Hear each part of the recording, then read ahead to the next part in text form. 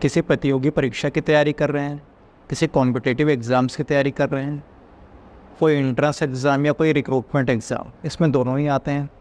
Entrance exam में IIT, cat, NEET या कोई भी एडमिशन के लिए, कोई प्रवेश के लिए जो एग्ज़ाम्स होते हैं वो।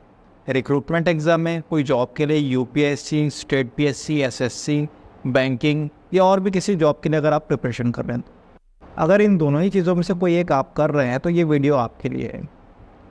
दोस्तों, बहुत अहम टॉपिक है, अंत तक देखिएगा।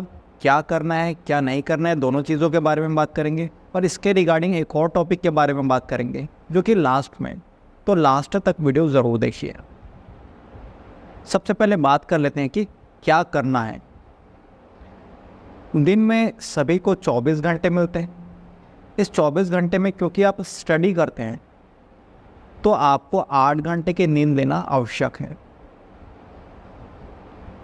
कुछ लोग होते हैं जो ज़्यादा रात तक नहीं जग पाते हैं, कुछ लोग होते हैं जो सुबह जल्दी नहीं उठ पाते हैं। तो अगर आप रात तक ज़्यादा स्टडी नहीं कर पाते, जग नहीं पाते, तो 10 बजे के बाद मत जगिए। और अगर आप उन लोगों में से हैं जो सुबह जल्दी नहीं उठ पाते तो 6 बजे से पहले मत उठिए, लेकिन 8 घंटे की नींद अवश्य दीजिए। अब 24 घंटे में से 8 घंटे तो आपने नींद को दे दिया, आपके पास में बचे 16 घंटे। इस 16 घंटे में से 2 घंटे आप नहाने के लिए, फ्रेश होने के लिए, डिनर लंच के लिए निकाल लीजिए। अब आपके पास में बचे 14 घंटे। इस 14 घंटे में से 1 घंटा आप अपने फिज़िकल मेंटल एक्टिविटी के लिए निकाल लीजिए। कोई एक्सरसाइज, कोई व्यायाम, कोई योगा, कोई मेडिटेशन। कुछ लोगों को सुबह करना पसंद होता है, कुछ लोगों को इवनिंग में करना पसंद होता है। तो जब भी आप कंफर्टेबल हो, जब आपकी आवश्यकता हो, उस टाइम पे आप करनी चाहिए, लेकिन अवश्य करिए, है ना। अब आपके पास में बचे 13 घंटे। इस 13 घंटे में दोस्तों देखिए, अगर आप सोचेंगे कि मैं 18 घंटे पढ़ लूँ 5 घंटे सोकर, तो उस 18 घंटे में आप पढ़ेंगे ज़रूर, लेकिन आप 3-4 घंटे का सिलेबस कवर करेंगे। कुछ ज़्यादा बेटर है कि आप फ्रेश माइंड से पढ़ें और ज़्यादा सिलेबस कवर करें। इस 13 घंटे में आप 2 घंटे निकाल लीजिए, 2 घंटे को पेंडिंग में रखिए। इसके बारे में हम लास्ट में बात करेंगे, है ना। अब आपके पास में बचे 11 घंटे। इस 11 घंटे को 3 या 4 पार्ट में डिवाइड कर लीजिए। इसमें से एक पार्ट आपका हो गया टेस्ट के लिए। टेस्ट सीरीज़ ज़रूर ज्वाइन करिए, ज़रूर दीजिए, चाहे वो प्रीवियस ईयर का हो, कोई नया मॉक टेस्ट हो, किसी कोचिंग के थ्रू हो या कोई बुक्स में हो, है ना। तो ये आप ज़रूर कीजिए। इससे आपको अपनी कमियों के बारे में पता चलेगा, क्या गलती आप कर रहे हैं उसके बारे में आपको पता चलेगा, और उन गलतियों को तुरंत नेक्स्ट डे के लिए सुधार लीजिए, है ना। अब आपके पास में बचे 3 पार्ट। इस 3 पार्ट में आप 3 सब्जेक्ट पढ़िए या 2 सब्जेक्ट पढ़िए। अगर ज़्यादा टाइम लेने वाले सब्जेक्ट हैं तो 2 सब्जेक्ट करिए, और अगर छोटे सब्जेक्ट हैं, टाइम कम लेंगे, तो 3 सब्जेक्ट पढ़िए, ठीक है। अब आप जब भी स्टडी करें, जब भी पढ़ने के लिए बैठें, है ना, तो एक ही स्थान पर आधे घंटे या 1 घंटे से ज़्यादा ना बैठें। हर आधे घंटे या 1 घंटे में वहाँ से उठ जाइए, पानी पीजिए, थोड़ा सा वॉक करिए, वॉक करते करते रिवाइज़ कीजिए जो आपने पढ़ा है। जिस रूम में आप स्टडी कर रहे हैं, अगर हो सके तो वो रूम विंडो वाला हो, सूर्य की प्रकाश आती हो, बाहर की हवाएं आती हो, ठीक है। अब जो 2 घंटे हमने पेंडिंग में रखा था, इस 2 घंटे में आपको अपनी दिनचर्या बनानी है, अपनी लिस्ट बनानी है, नोट्स अपडेट करना है। कुछ चीज़ें नोट्स में डेली अपडेट होती हैं, कुछ महीने में होती हैं, कुछ साल में होती हैं, है ना। तो नोट्स में आपको अपडेट करना है, अपनी दिनचर्या बनानी है। और भी कोई कार्य है, और भी कोई काम है, कोई बुक्स लेना है, कोई मार्केट जाना है, तो इस 2 घंटे में आप करके आ जाइए, है ना। ये 2 घंटा उस चीज़ के लिए है। अब बात कर लेते हैं कि क्या नहीं करना है। जब आप प्रिपरेशन के ड्यूरेशन में हो, जब आप तैयारी कर रहे हैं, इस बीच में लोगों की बातें नहीं सुननी है। लोग ताने मार रहे हैं, लोग टॉन्ट मार रहे हैं, लोग उल्टी सीधी सलाह दे रहे हैं, नहीं सुनना है। सिर्फ अपने अंदर की आवाज़ सुनिए, आपके जो गाइड हैं उनकी आवाज़ सुनिए, और मम्मी पापा की आवाज़ सुनिए। मम्मी पापा की आवाज़ भी वो जो लोगों के द्वारा कान न भरा गया हो, उनके अंदर की आवाज़ है ना। और कुछ भी सुनने की ज़रूरत नहीं है, ठीक।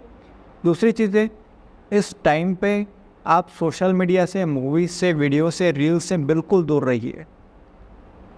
सोशल मीडिया में कोई विशेष मैसेंजर है जिसके थ्रू आपको अपने प्रिपरेशन से रिलेटेड जानकारी मिलती है, एग्ज़ाम से रिलेटेड जानकारी मिलती है, तो उसमें आप रह सकते हैं, लेकिन वो भी एक लिमिटेड टाइम के लिए। जो हमने 2 घंटा पेंडिंग में रखा है उसमें आप चेक करेंगे, सिर्फ वही चीज़ चेक करेंगे और बाकी चीज़ नहीं, है ना। अगर आपको लगे कि आप बहुत ज़्यादा फ्रस्ट्रेट हो गए हो, फ्रेशनेस की ज़रूरत है, तो आप कहीं बाहर घूम के आ जाइए, लेकिन वीडियोस, रील्स, मूवीज़ वगैरह बिल्कुल नहीं। ये चीज़ें आपका माइंड डाइवर्ट करेंगी, आपको लगेगा कि और देखना चाहिए, है ना। तो ये चीज़ें आपको नहीं करनी है। तीसरी चीज़, हो सकता है इस बीच में कोई फेस्टिवल पड़े, कोई त्यौहार पड़े जहाँ आपको प्रेजेंट रहना ज़रूरी हो, है ना। तो आप वहाँ प्रेजेंट रहिए, लेकिन ट्राई कीजिए कि अगर आप पहले 11 घंटे पढ़ते थे, 10 घंटे पढ़ते थे, तो कम से कम 5 घंटे अवश्य पढ़िए। इससे होगा क्या कि आपकी पुरानी चीज़ें रिवाइज होती रहेंगी, वो चीज़ें आप भूलेंगे नहीं, है ना। और ट्राई कीजिए कि ज़्यादा से ज़्यादा स्टडी करें।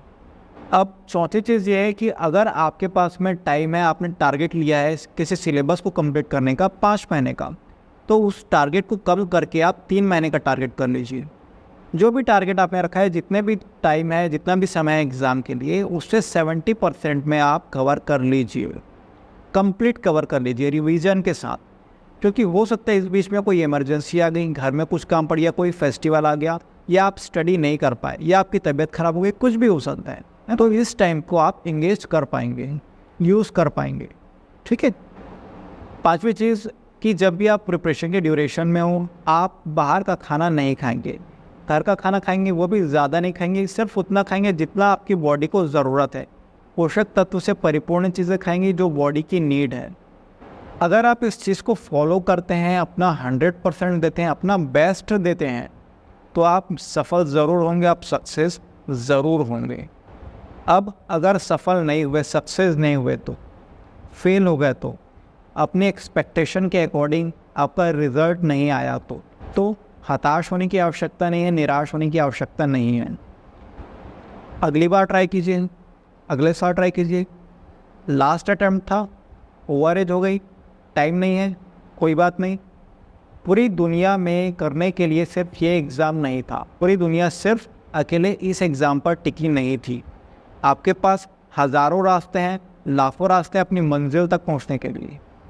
30, 40, 50, 60 हज़ार की नौकरी पा लेना या कोई बड़ा कॉलेज पा लेना आपका टारगेट नहीं था, आपकी मंजिल नहीं है, आपका लक्ष्य नहीं है।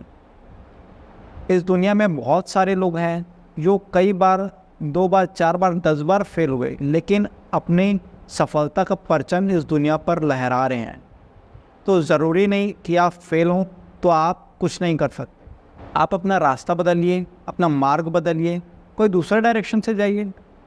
आप अगर अपना 100% देते हैं तो आप सफल अवश्य होंगे।